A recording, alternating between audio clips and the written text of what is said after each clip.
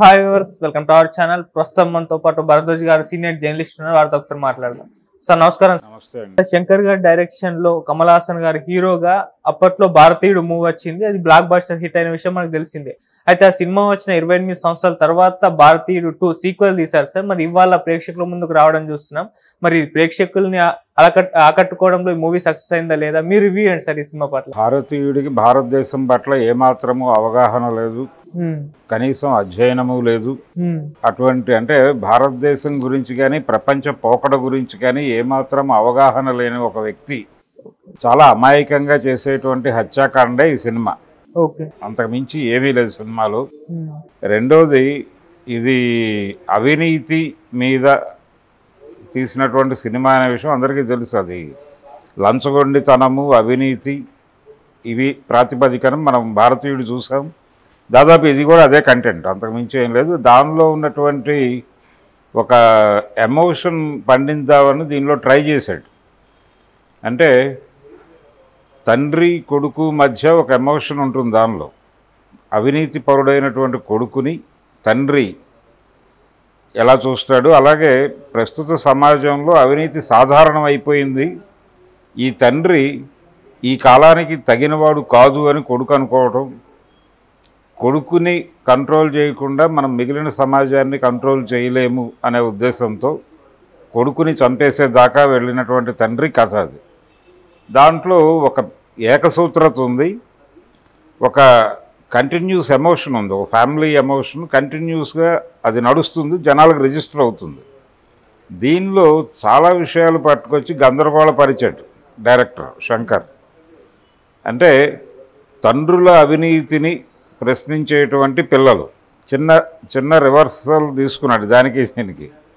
అంటే ఈ మధ్యకాలంలో సామాజిక మాధ్యమాల్లో చైతన్యం వెల్లివిరుస్తోందని, ఈ సామాజిక మాధ్యమాల్లో చైతన్యవంతులైనటువంటి యువత దీన్ని తమ జీవితాల్లోకి అన్వయించుకుని తమ పేరెంట్స్ చేసేటువంటి తప్పులను ఎత్తి చూపి వాళ్ళని శిక్షించేలాగా కృషి చేద్దామనేటువంటి ఒక నిర్ణయంతో ముందుకు కదిలి కుటుంబాల్లో జరిగినటువంటి ఒక అంటే వీళ్ళు చేసినటువంటి పని ద్వారా అవినీతి పరుడైనటువంటి తండ్రిని కొడుకు పట్టించేస్తే ఆ కుటుంబం చాలా చిన్నాభిన్నం అయిపోయి తల్లి ఆత్మహత్య చేసుకుని చనిపోయి మనం రైట్ రూట్లో వెళ్తున్నామా రాంగ్ రూట్లో వెళ్తున్నామా అని చిన్న కన్ఫ్యూజన్ మొదలవుతుంది. మొదలయ్యి ప్లీజ్ కమ్ అన్నటువంటి యూతే భారతీయుడిని బాబు నువ్వు వెళ్ళిపో అంటారు. ఇది చాలా ఉద్యమాల్లో జరిగేదే. ఉద్యమం ప్రారంభించేటప్పుడు చాలా ఉత్సాహంగా పాల్గొంటారు. ఉద్యమం ప్రారంభించినప్పుడు ఉద్యమకారుల్ని చాలా హక్కున చేర్చుకుంటారు ప్రజలు. ఎప్పుడైతే నిర్బంధం పెరిగిందో, నిర్బంధం తీవ్రతరం అయిపోయిందో ఉద్యమకారుల్ని వెళ్ళిపోండి అని కూడా ప్రజలే అడుగుతారు. ఇది నగ్న సత్యం, ఎవరు కాదనలేని సత్యం. ఉద్యమాలతో పరిచయం ఉన్న వాళ్ళకి ఎవరికైనా తెలిసిన విషయం. అల్లూరి సీతారామరాజును కూడా ఆ రోజున మన్యం ప్రజలు ఆయన ఇద్దరు బ్రిటిష్ ఆఫీసర్లను చంపిన తర్వాత వచ్చినటువంటి నిర్బంధం తట్టుకోలేక దయచేసి మీరు వెళ్ళిపోండి అని చెప్పి రిక్వెస్ట్ చేశారు జనాలు. ఇది చాలా సందర్భాల్లో జరుగుతుంది, ఇక్కడ జరుగుతుంది ఈ కథలో కూడా. అలా అంటే తిరిగి ఆ జనాల్ని అవినీతి మీద పోరాటంలోకి ఎలా కలుపుకొని వెళ్ళాడు అనేది 3వ భాగంలో చూపిస్తానని చెప్పి కంక్లూడ్ చేస్తాడు శంకర్ గారు. అయితే ఈయన ఎన్ని భాగాలైనా తీయచ్చు ఇలాగే, కానీ అసలు అవినీతికి మూలం ఏమిటి, వ్యవస్థీకృతమైనటువంటి అవినీతి, అలాగే రాజకీయము వ్యాపారము కలగలిసిన సందర్భంలో రాజకీయ అవినీతి చూస్తున్నాం, మనం స్కాములు చూస్తున్నాం.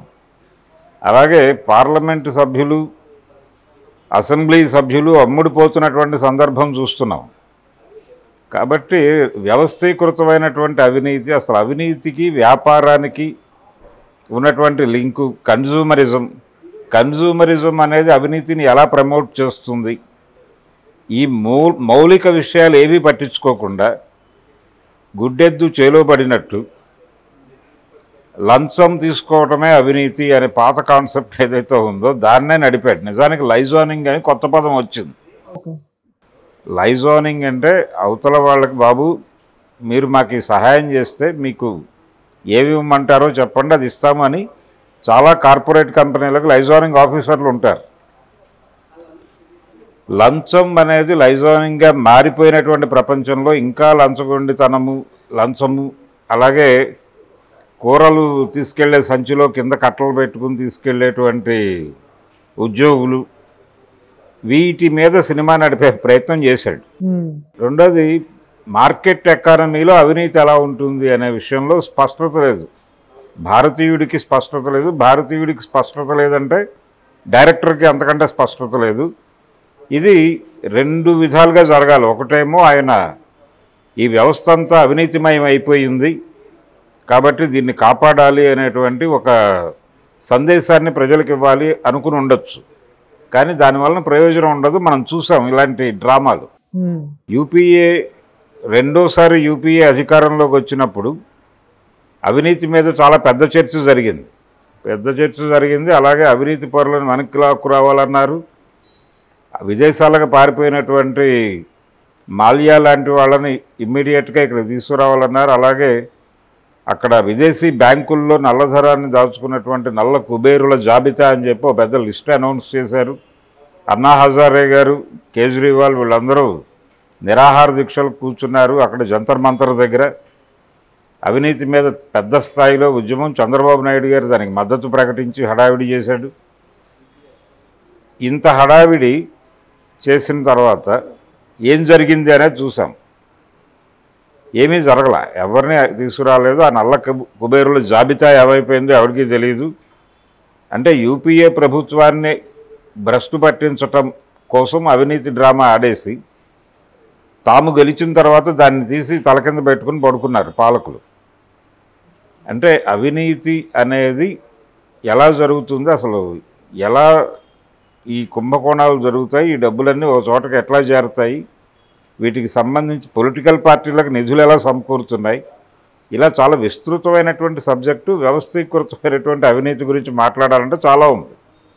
ఇదేదో ఆఫీసుల్లో పర్మిషన్కి లంచం తీసుకునే వాళ్ళ మీద ఇంత సినిమాలు తీసి, రెండోది అసలు ఈ సినిమా రిలీజ్లోనే ఒక అవినీతి ఉంది. అది వాంటెడ్గానే చేసుంటారు వాళ్ళు. అంటే ఈ తెలుగు రాష్ట్రాలకు సంబంధించి 30 నుంచి 50 కోట్ల లోపు డీల్ జరిగింది సురేష్ మూవీస్ వాళ్ళకి. ఈ సినిమాకు కూడా మళ్ళీ రేట్లు పెంచి అమ్మారు. 500 రూపాయలు ఐమాక్స్లోను, మల్టీప్లెక్స్లోను, అలాగే ఇక్కడ 250 రూపాయలు నుంచి 300 వరకు సింగిల్ స్క్రీన్స్లోను టికెట్లు అమ్మారు. అది ఏ విధంగా జస్టిఫై చేసుకుంటారు వాళ్ళు? అది అవినీతే కదా. అంటే జనంలో ఉన్నటువంటి క్రేజ్ని సొమ్ము చేసుకోవడం కోసం, ఆ సినిమా మీద ఉన్నటువంటి ఒక కోరిక, సినిమా చూడాలి అనేటువంటి, పాత సినిమా హిట్ అయిన పరిస్థితుల్లో ఈ సినిమా చూడాలి అనేటువంటి కోరిక జనంలో ఉంటుంది కాబట్టి దాన్ని సొమ్ము చేసుకుందామని నువ్వు టికెట్లు రేట్లు అడ్డంగా పెంచి పడేసి, ఇప్పుడు కల్కికి పెంచారంటే దానికి ఒక రీజన్ ఉంది. ఏదో భారీ బడ్జెట్ పెట్టారు, 600 అని చెప్తున్నారు, కానీ అంత కాదు, అది 200 కోట్ల లోపే పెట్టారు. 600 కోట్లని ఆయన ఒక డ్రామా అంటే టికెట్ల రేట్లు పెంచుకున్నాడు అశ్విని దత్తు. వీళ్ళు ప్రాంతీయ హక్కులు కొనుక్కుని వీళ్ళు కూడా రేట్లు పెంచేసి జనాల మీద దాడి చేస్తే అలాగే ఇది అవినీతే కదా. మరి ఇలాంటి వాళ్ళ మీద సినిమాలు తీయడా శంకరు అనేటువంటి ప్రశ్న. అంటే అవినీతికి సంబంధించి వాళ్ళు చేస్తే నీతి, ఊళ్ళో వాళ్ళు చేస్తే అది కూడా. ఊళ్ళో వాళ్ళు అంటే వ్యవస్థీకృతమైనటువంటి అవినీతి జోలికి వెళ్ళలేదు చాలా తెలివిగా ఆయన. అన్నా హజారే గారి నిరాహార దీక్ష, ఆ టైంలో నల్ల కుబేరుల జాబితా, అవినీతి మీద చర్చ ఎలాగైతే పాల పొంగులాగా లేచి పడుకుందో, నీళ్లు చల్లగానే, నీళ్లు చిలకరించగానే పాల పొంగు కిందకి వెళ్తుంది. ఇది కూడా అలాంటి సినిమానే. ఏ రకమైనటువంటి మౌలిక సమస్యల్ని ఈయన తడమలేదు.